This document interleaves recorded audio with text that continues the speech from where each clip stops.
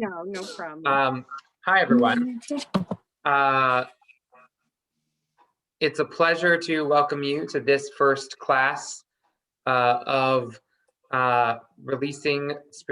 spiritual releasing of Hametz with our own member, Kathy Engelbart. I'm Rabbi Rafi Spitzer of Congregation Agudat Achim. It's a pleasure to welcome all of you from different parts of Kathy's life and from our community. And I know that you're going to enjoy this course. I wanted to share right now, as we speak, I'm actually at the Rabbinical Assembly Convention virtually, which is an opportunity for the rabbis of the Rabbinical Assembly to learn and grow and challenge ourselves and do some learning for ourselves. I'm not going to stay for this class, but I did want to share that on Monday morning at the convention, I had an opportunity to attend a class with Reb Mimi Feivelson, currently based in Jerusalem, but of one of the holy teachers in our movement that also was based on this exact same topic. And she shared some really powerful suggestions and thoughts and ways to think about it. And we dove into some texts, some Jewish texts, Hasidic texts that deal with the issues of how to do bitul chametz, how to cancel the chametz of the soul, not just canceling the chametz, the physical chametz of our houses. That's this idea of how to release the spiritual chametz, to do bitul chametz of the soul. And so Kathy's book and Kathy's insight, drawn from her work in social work, is deeply resonant with a tradition in our in Judaism, drawn from the Hasidic masters, the Hasidic teachings, the Ishbitzer and the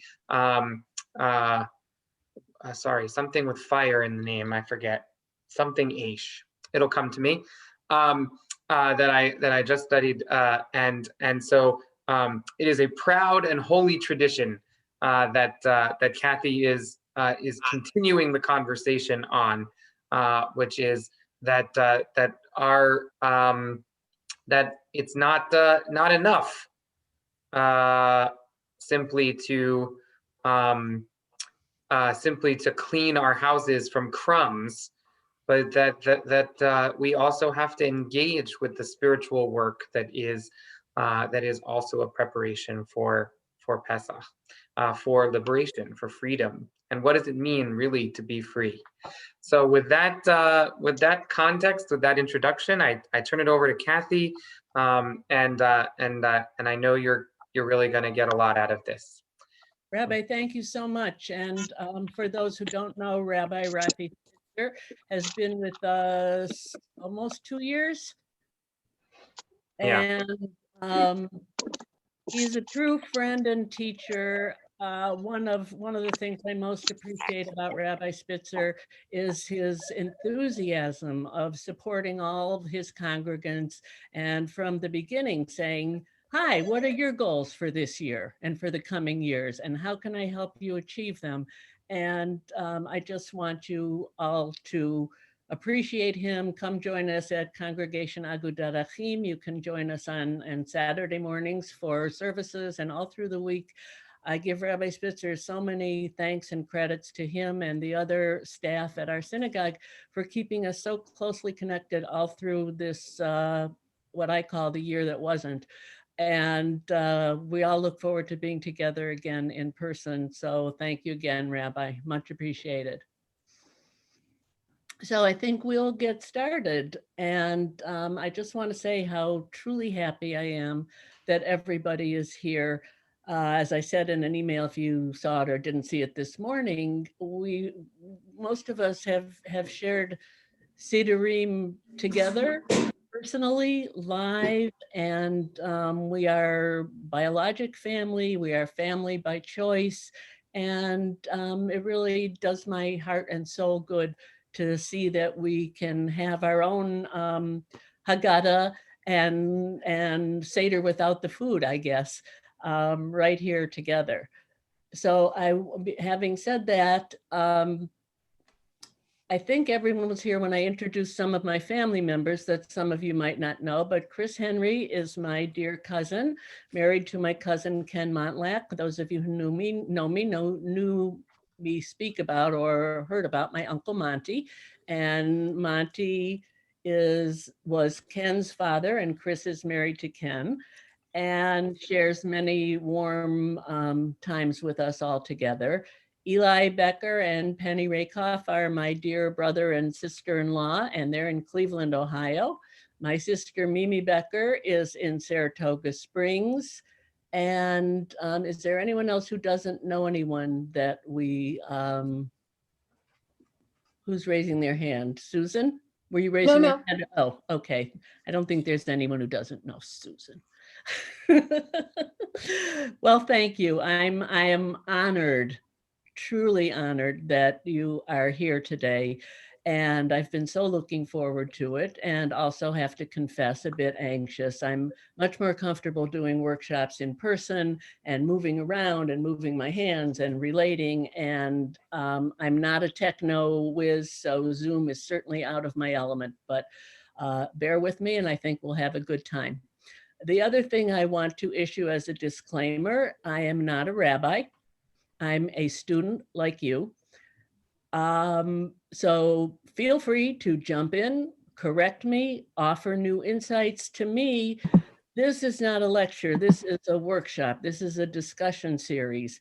And I was talking to my sister yesterday, as we often do talk, and she said, well, I hope you enjoy it. And I said, there's no point in my doing this if I don't enjoy it, because I ain't getting paid the big bucks and I'm not earning money on the book. And it's purely just an enjoyable event to be able to be here and relate to you. So what am I getting out of this? I'm really looking for our interactions and our discussions, increasing my learning, hopefully increasing your understanding and learning, and providing a zone that's comfortable for all of us to approach Pesach as adults.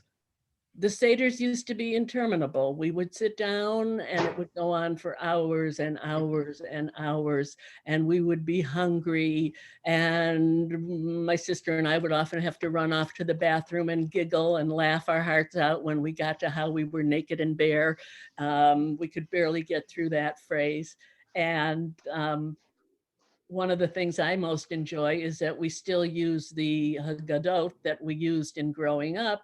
So they're filled with grape juice stains and ink stains, and one that says Eli was here.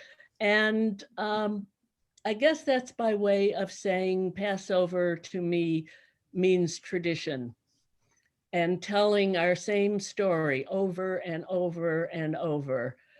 I think of Alex Haley and Roots, the importance of the telling, and how every Shabbat we read from the Torah and we read the same words, Shabbat, each Shabbat, every year, over and over and over.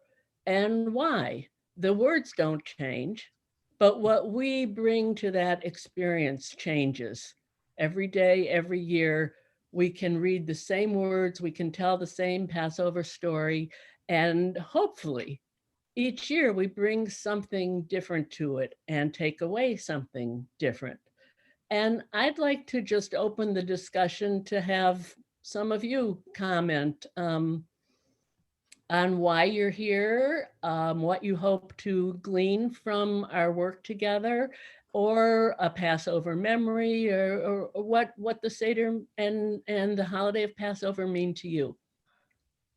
You can either raise your hand or just start talking. We can shout over each other. I'll try to do my best and moderate or call on people.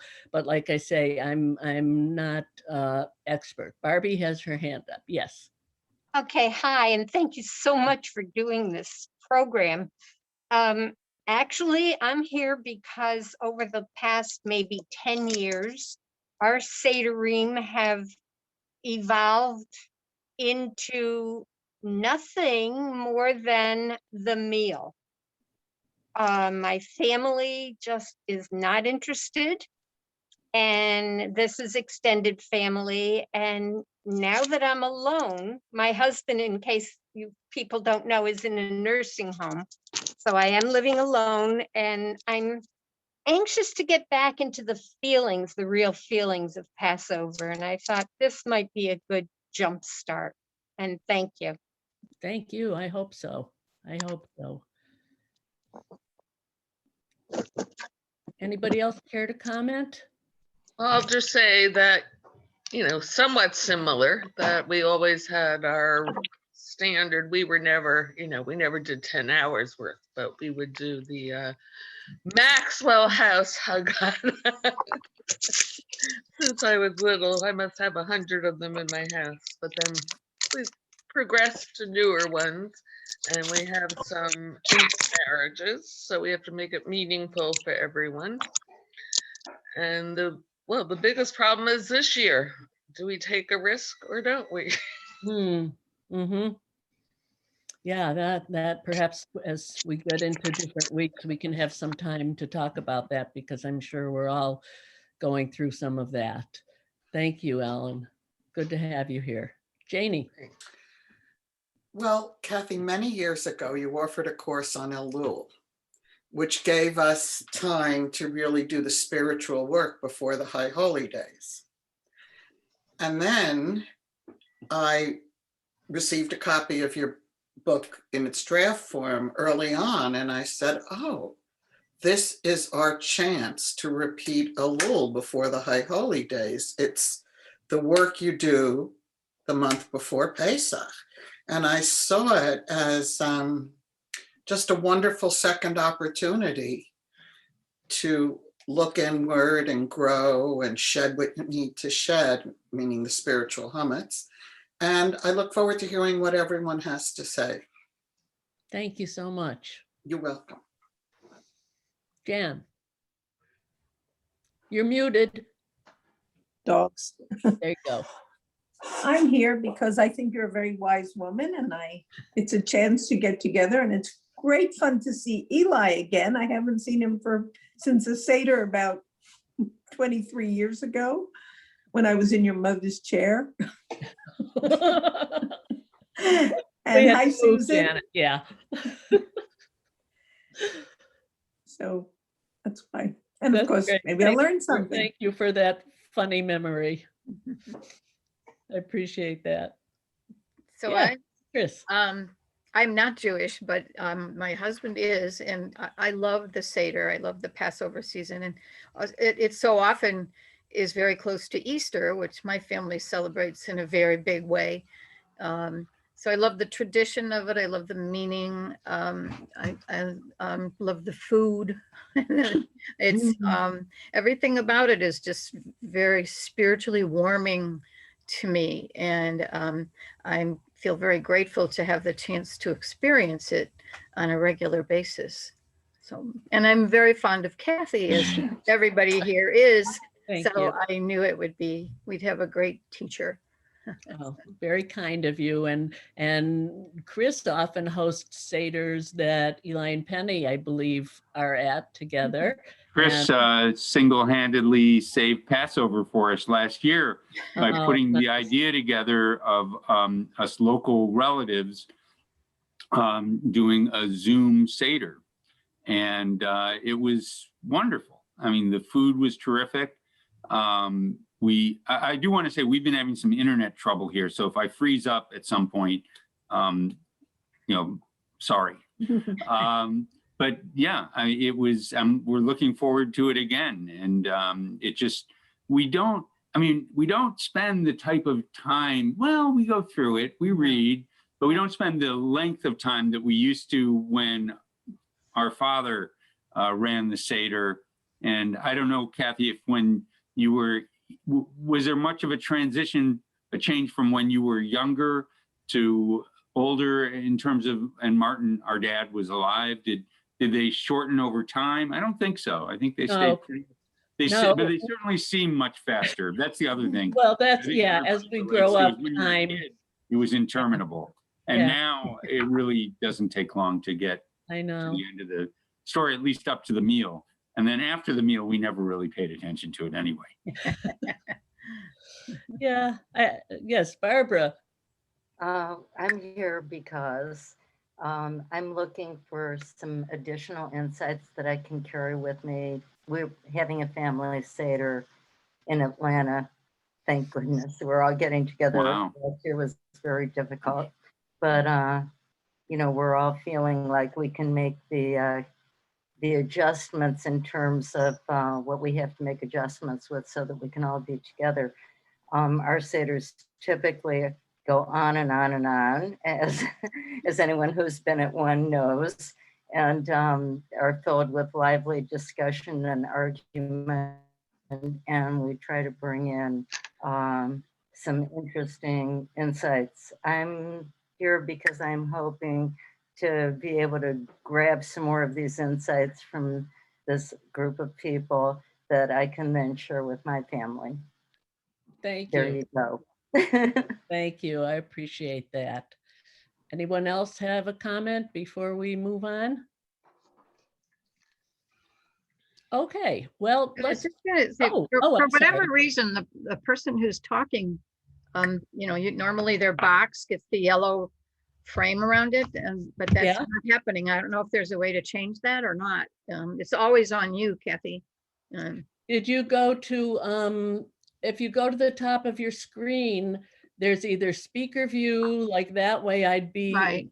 Or gallery view. Right. I don't know. Mine is lighting up people when they speak. Huh. I Okay. don't Like- think she's on gallery view. Yeah. you on Yeah, gallery? I am. Yeah. Okay. Well, We'll do- I'm sorry, I don't have an answer for that. Our executive director couldn't be here today because he was fortunate, he and his husband are able to get a COVID shot. So that certainly takes precedence. So I can't help any technical issues. Okay. And I'll do what I can with the others. So this is the book. And Barbie, I'll figure out the best time to bring one over to you with my mask on. And thank you for having one. I wanted to mention that one of the other gifts I'm hoping to get from all of you is that I'm wanting to put together a companion workbook. So one of my hopes is that by doing this workshop, I'll gather some information and you'll all be part of helping me to devise some worksheets. And although there are some in the book, but I'd like to have an actual companion workbook to go with this book. So the very first page, and you can look in your book or not, it's not crucial to have it for this session. We have what is, to me and to other scholars that I've studied, the core principle of Passover. B'chol dor vador hayav adam lichrot et azmot, ki lu hi yatsa mi Mitzrayim. In every generation, it is mandatory for each individual to look upon the self as if personally delivered from Egypt. And that's the quote that just haunted me from the time I can remember. And that has driven me. I've actually been, I've been experiencing Passover for 72 years, but I've been studying Passover more seriously, certainly for the last 20, 25 years. And what does that mean? How are we to truly feel and enliven that sense that we are slaves in Egypt? I mean, after all, don't we live in supposedly one of the freest countries in the world, and we don't have chains and shackles, and we come and we go, we can travel. So what are we going to do with that and talk about how we are still slaves? I can tell you my thoughts, but let's hear from some others first. I mean, when you see that phrase, how does it resonate with you? How do you still sit at each Seder and truly feel like this year I am a slave and I will again experience freedom?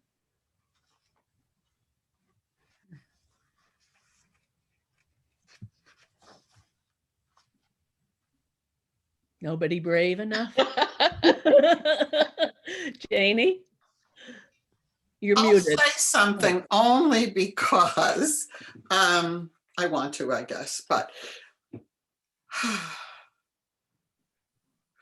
we were slaves because we were not allowed to think for ourselves. We were not allowed to make choices. So when we left Egypt, that was our first choice, actually, was to go and what to take with us. And it was all those years with the guidance and the teaching of Moses that we learned how to be free.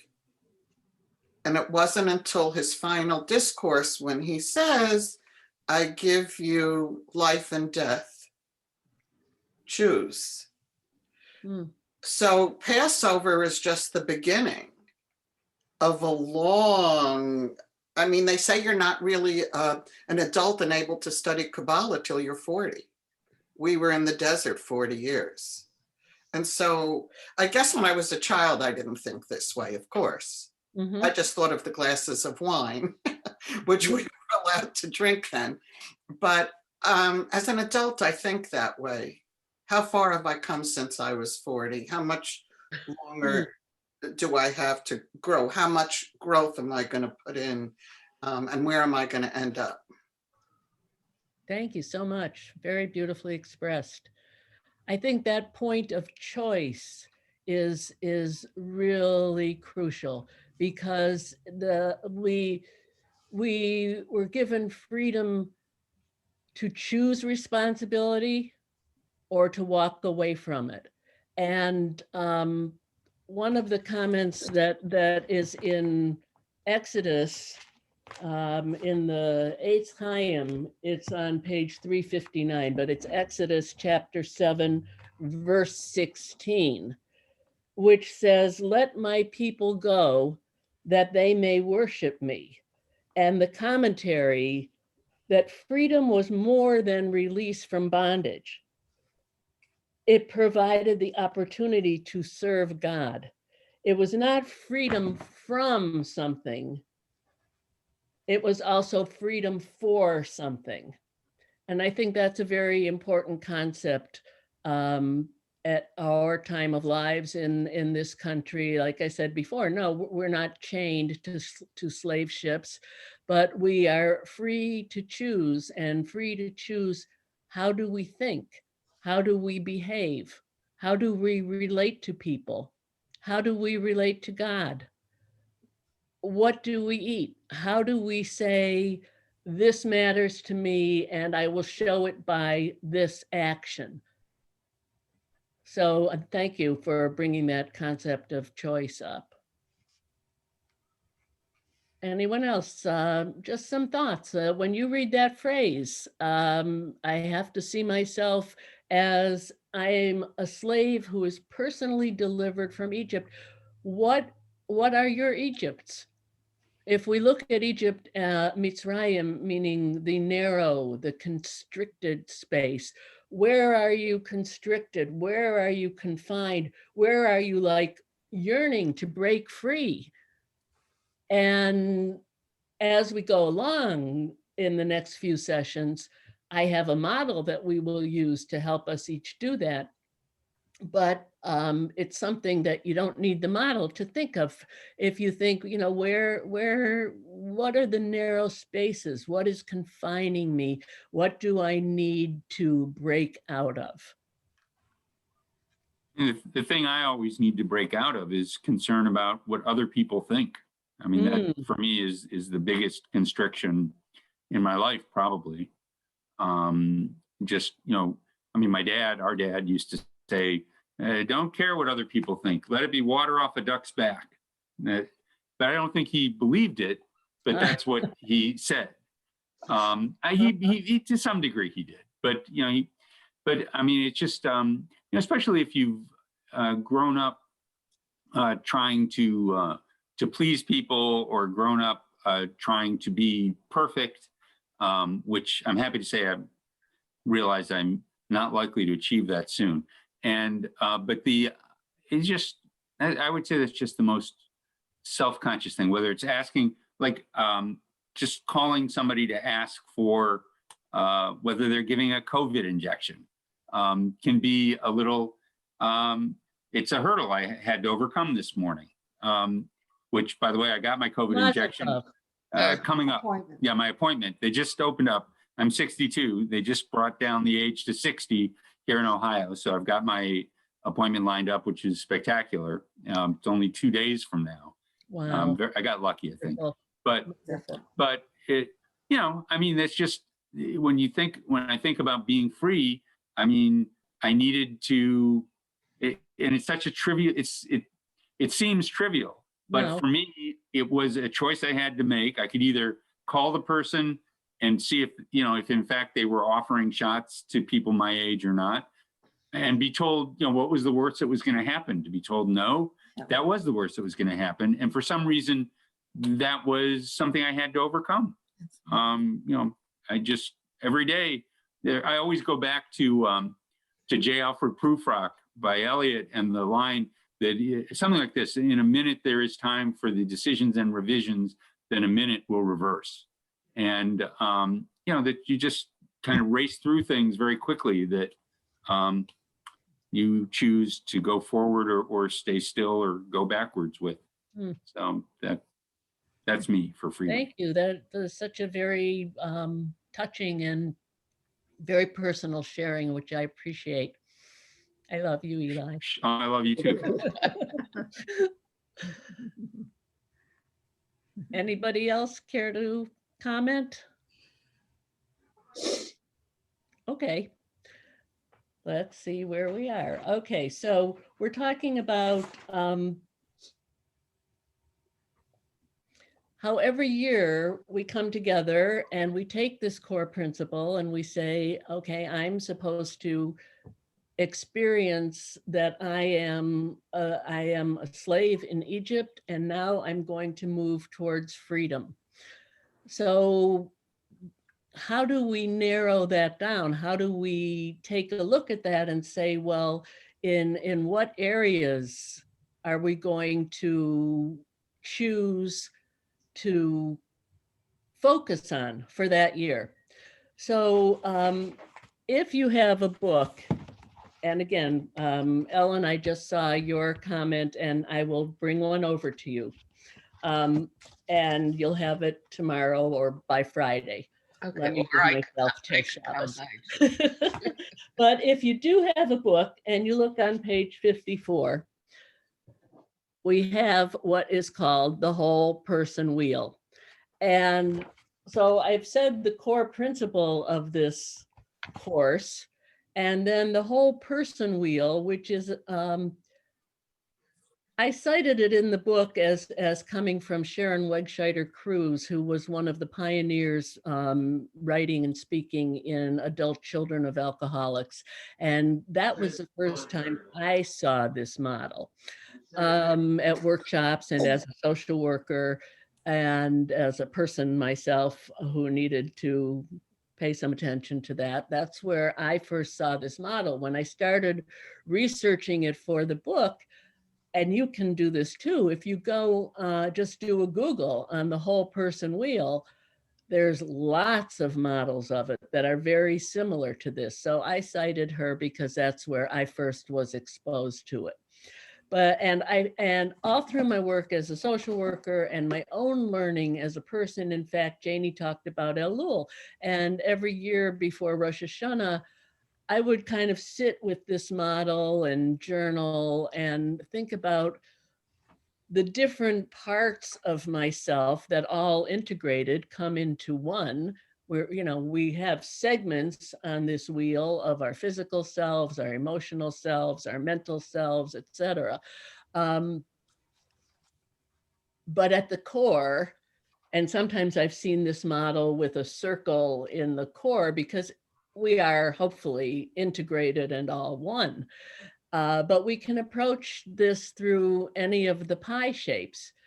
I, in general, start with the physical because to me, and what I found in working with people through the years, was that the physical is tangible. We can see it, we can touch it, we can smell it, we can measure it. So it's easier to start with that.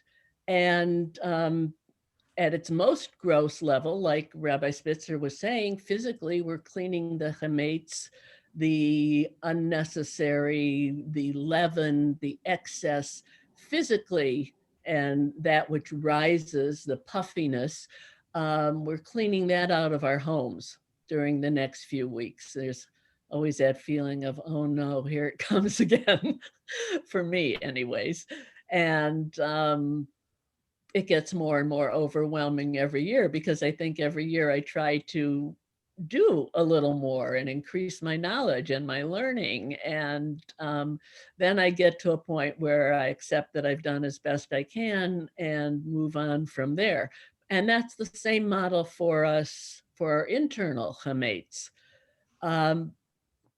So once again, I'm going to ask if anyone has any comments of what are some physical ways that we can talk about this? What do we see or apply physically to ourselves? Barbara, unmute yourself. Oh, I sort of seem to find myself automatically straightening up drawers and cleaning out closets, and without even thinking about the fact that this is, if I look at it from the perspective of the whole person wheel, then it makes more sense that right before, about a month before Passover, I start feeling this internal need to get rid of a lot of stuff around the house, clothes that I don't wear. And it's if you're looking at it as part of this whole person wheel, as opposed to spring cleaning, it takes on a level that relates to the spiritual and the emotional and the other aspects of clearing out Hametz. Thank you. Yes, very much so. And I think early on when I started working with this, I think that's what it used to evoke in me. I would start clearing closets and pantries, and it was like, whoa, as I throw this out or I donate that, I feel lighter. I feel that I'm shedding things that I no longer need. I look at it, I evaluate my own physicalness.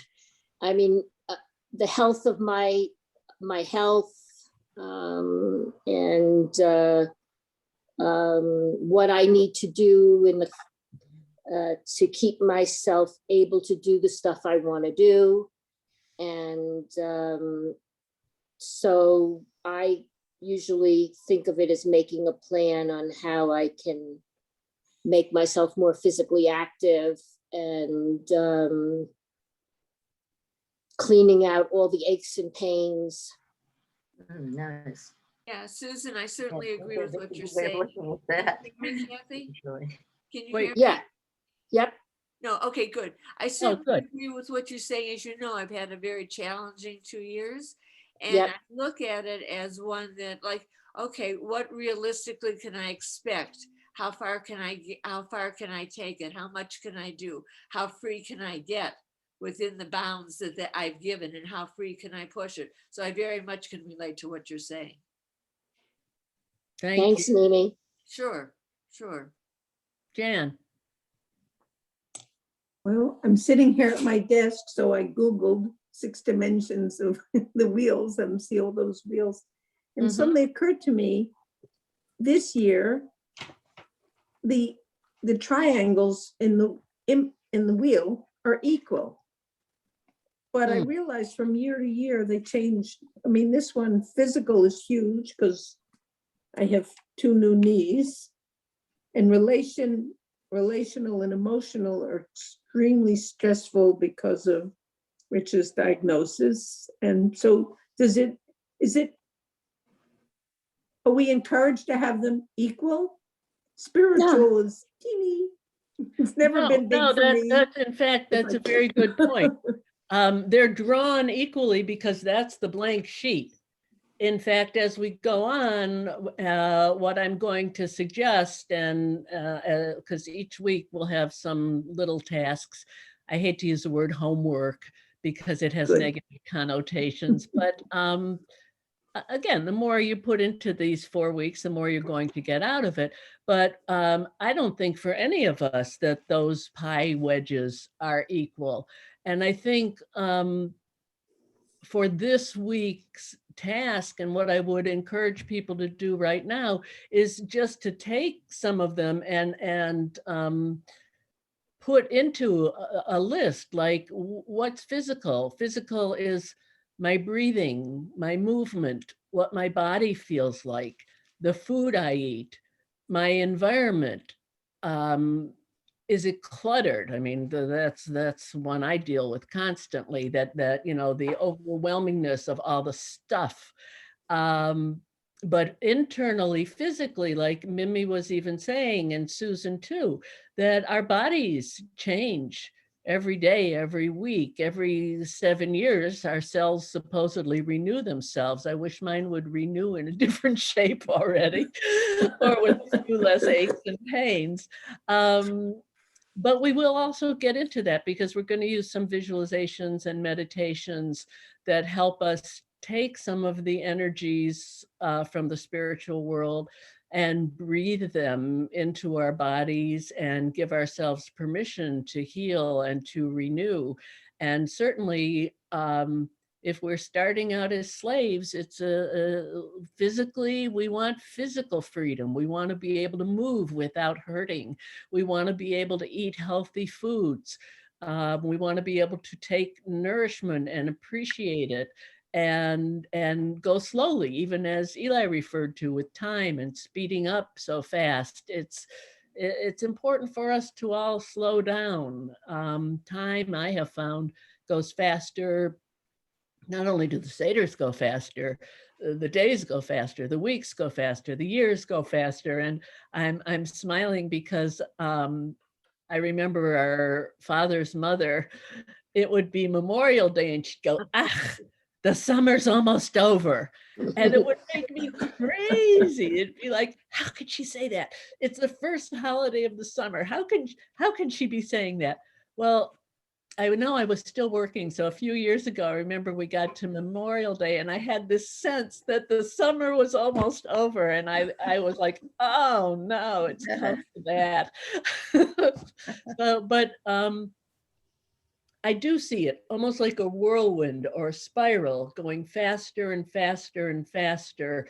And we become aware that there's not as much time in front of us as there was behind us. There just isn't. But we can use our days more carefully and more thoughtfully.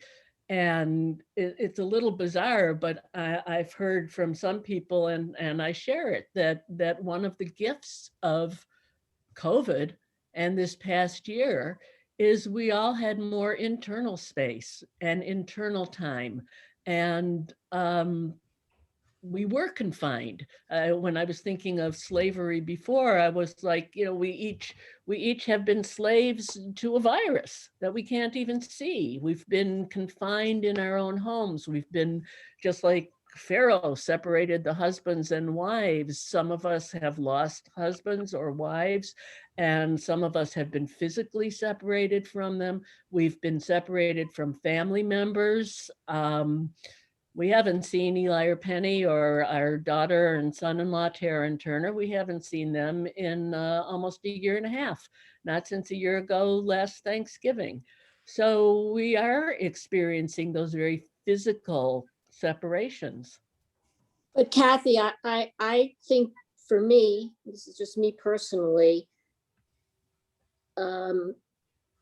it's given me a freedom to work on myself, to read more, to study more.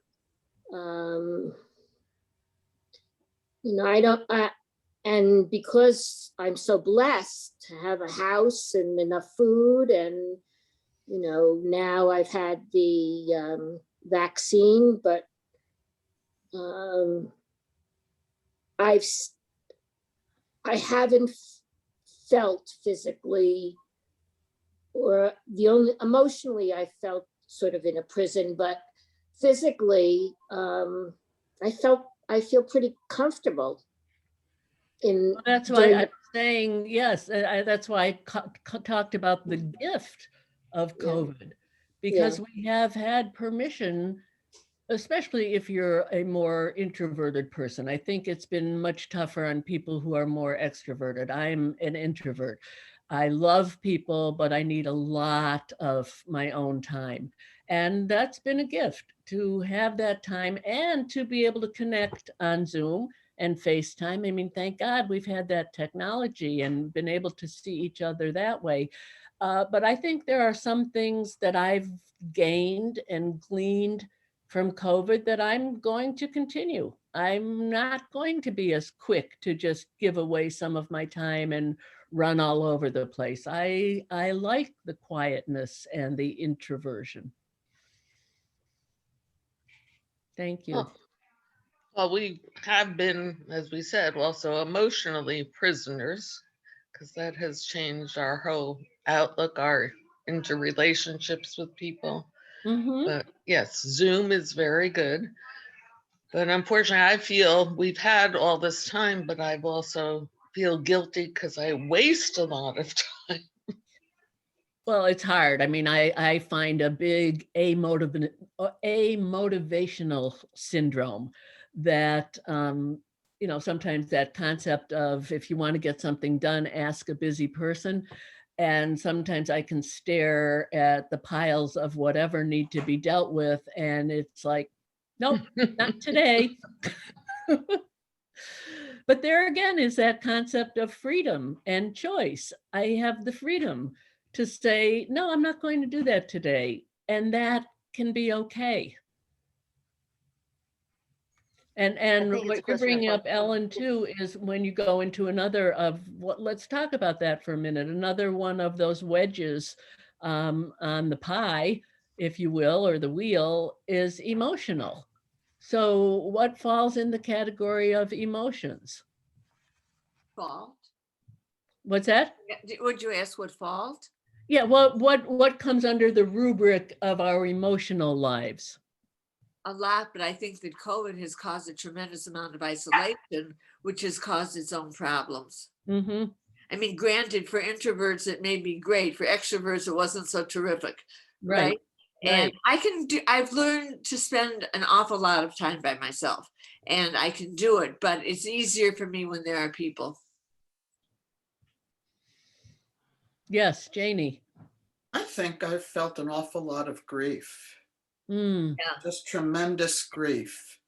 When you think of the lives lost, the families impacted, the fact, and I won't get political, but we didn't have any way of mourning the tremendous loss of life because it wasn't given to us, other than in weekly prayers on Shabbat to do a Mishaberach or something.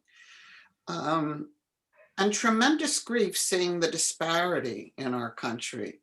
It's not always right there before me to see how gifted we are, how lucky we are. I mean, I know it, but we're seeing it. We're seeing it, we're hearing it.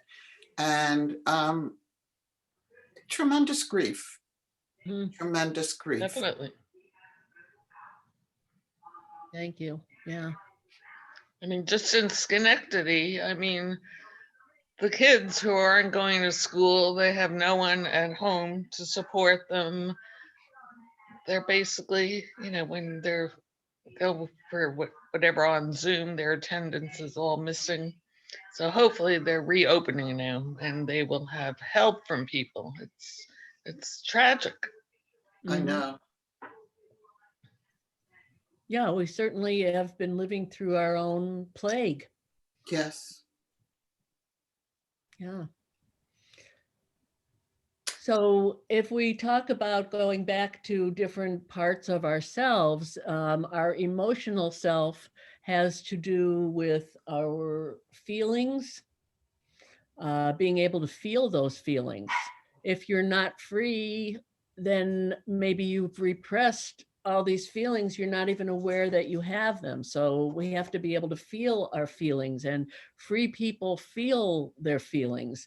They may choose to act on them or not act on them, but they are able to feel all their feelings and then to express them in some way. Are we free to feel happy, sad, angry, joyful, whatever levels of freedom are we feeling those? And if so, how can we find more and more ways to express them in healthy ways? So that's something we'll look at. Our relational selves. Are we in healthy relations? And one thing that to me applies to each one of these segments is they're each a continuum. If you picture either a line, you could look at a curve, but I see it as a line, such as, let's take relationally at the worst end of it, and you can choose either starting with 0 to 10 or 0 being the worst and 10 being the best, however you want to do it.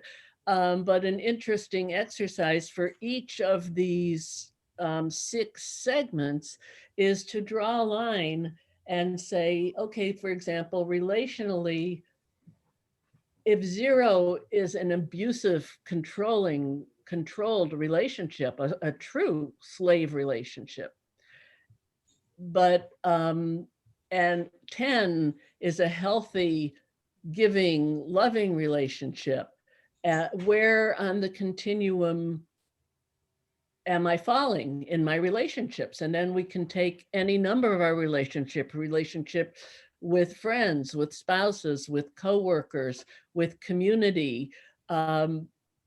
And again, this gets to the same concept. I think it was Jan that said about the pie wedges being bigger and smaller.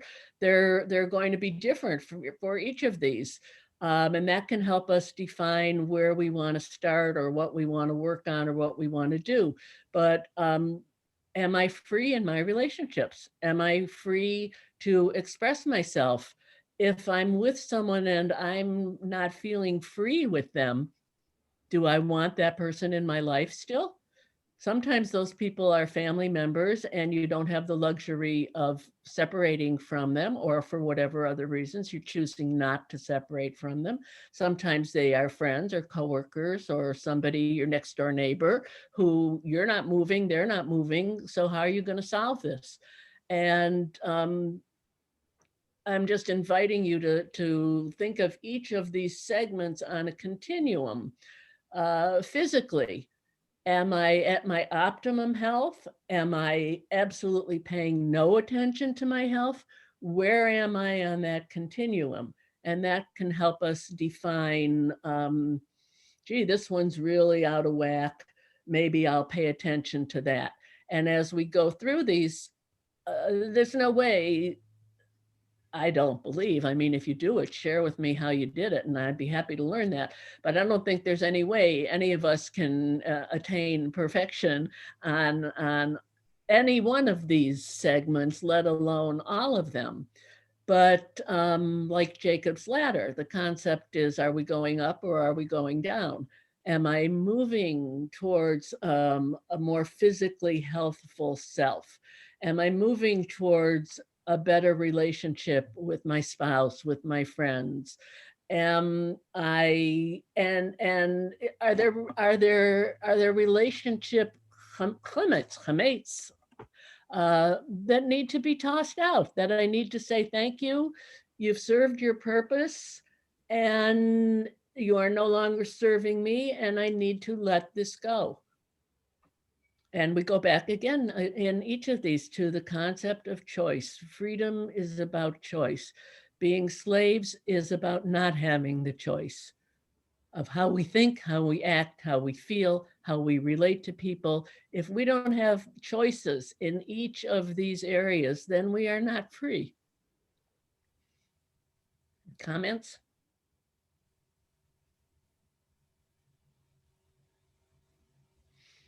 Okay.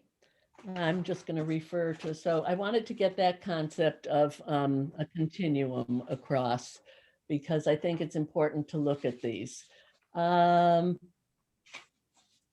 we covered that.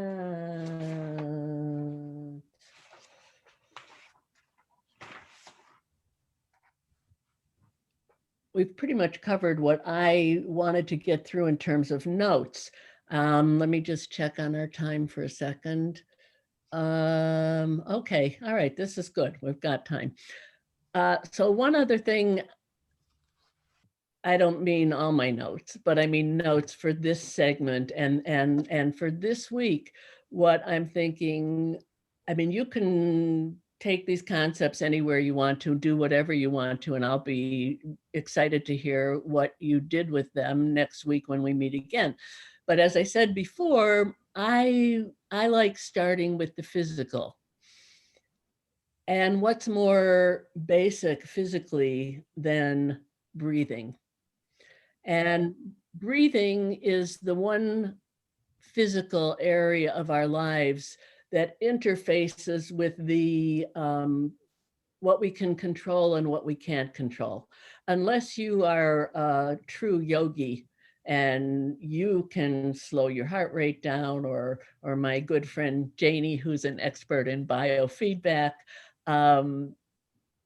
is perhaps more gifted at controlling blood pressure, or that with our breathing and our attention, we have the opportunity to calm ourselves down and to bring in positivity and release negativity. So if you'll bear with me, and I invite you all to do this too, I'll shift my camera a little. I'm going to stand up, move around a little bit. So if you want to, please feel free to do that too. And just, you know, we've been sitting for over an hour.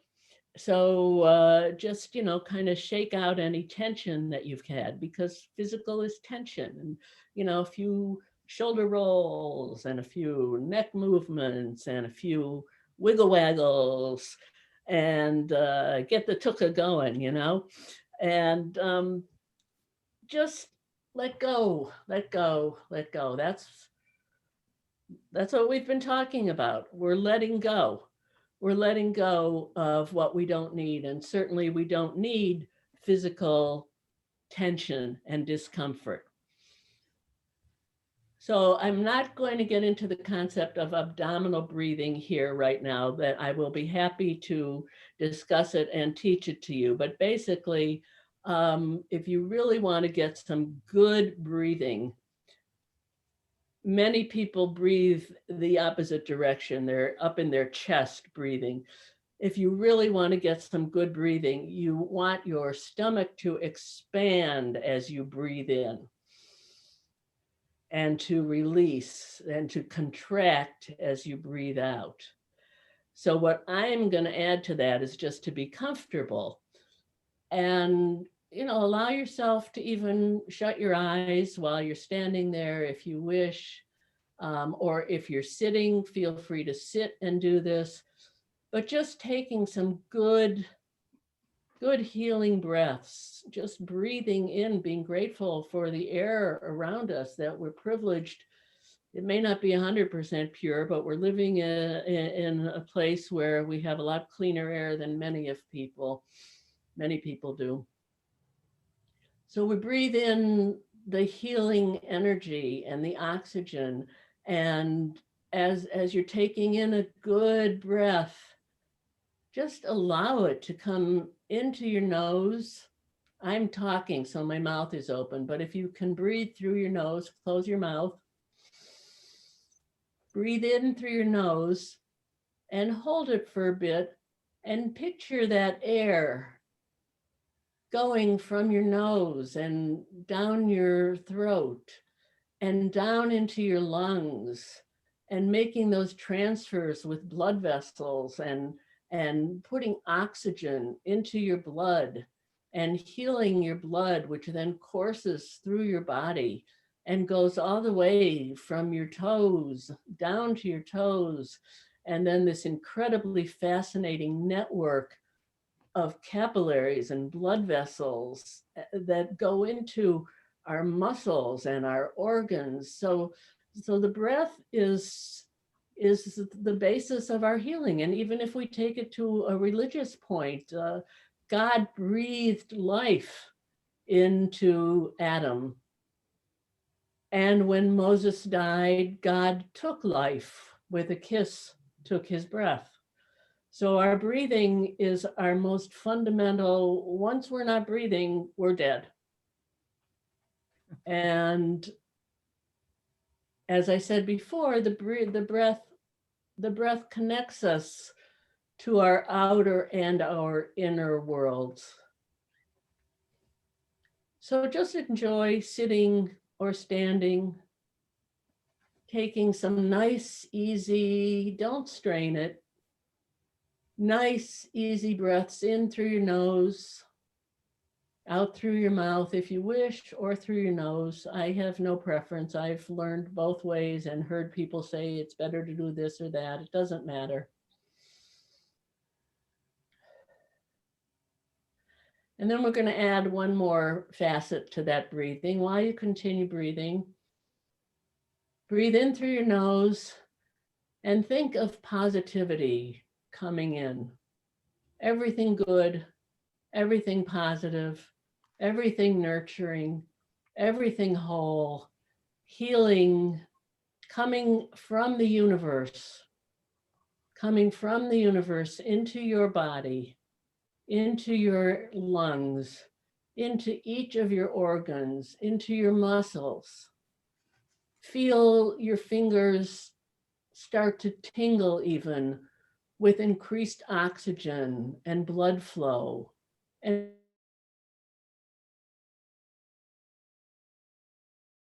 expel the negative. Let it go. Go. Let it go. Send it back to the universe, because the universe is capable of cleansing and healing. You can use the word universe, you can use God, you can use higher power, but something besides ourselves is out there, however you wish to define it. And we have the choice to believe in that and to take it in and allow it to nurture us. And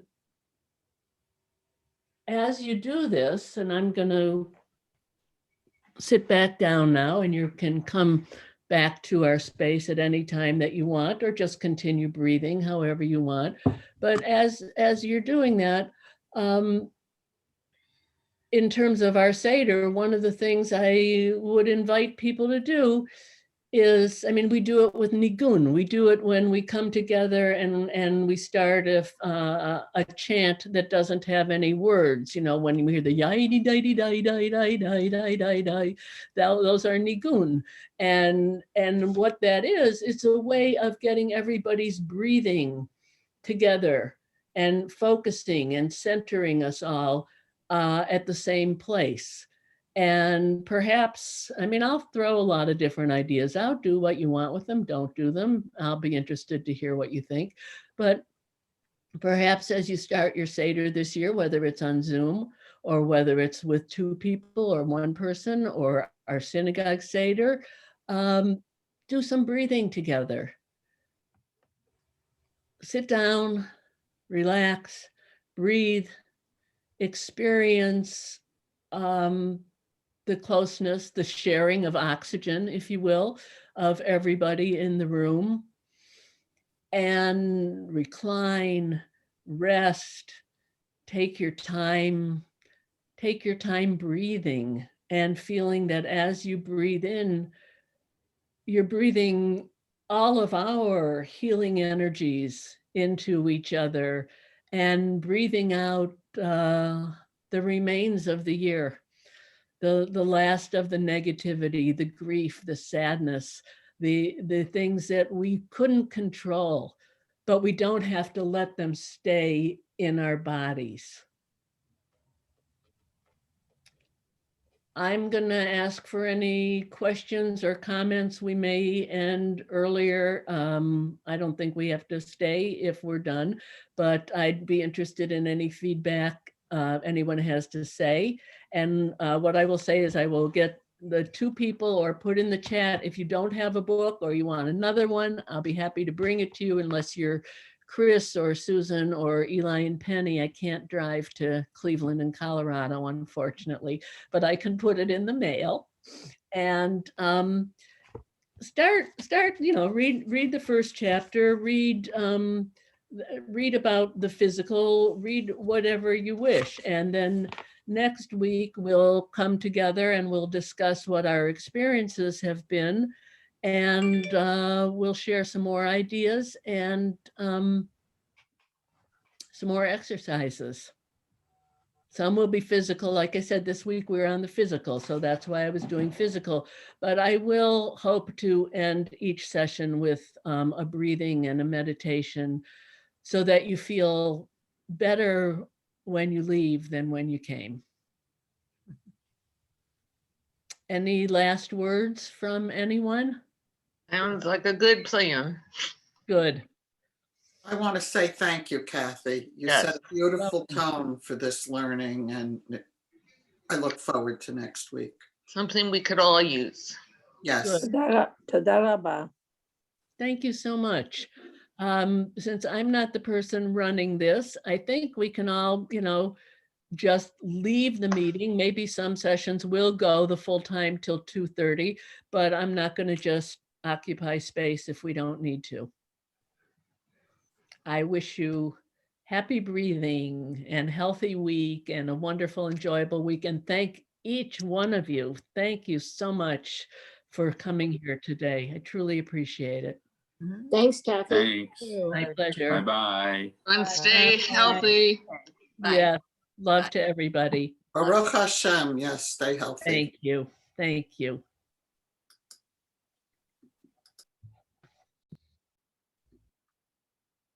Mm.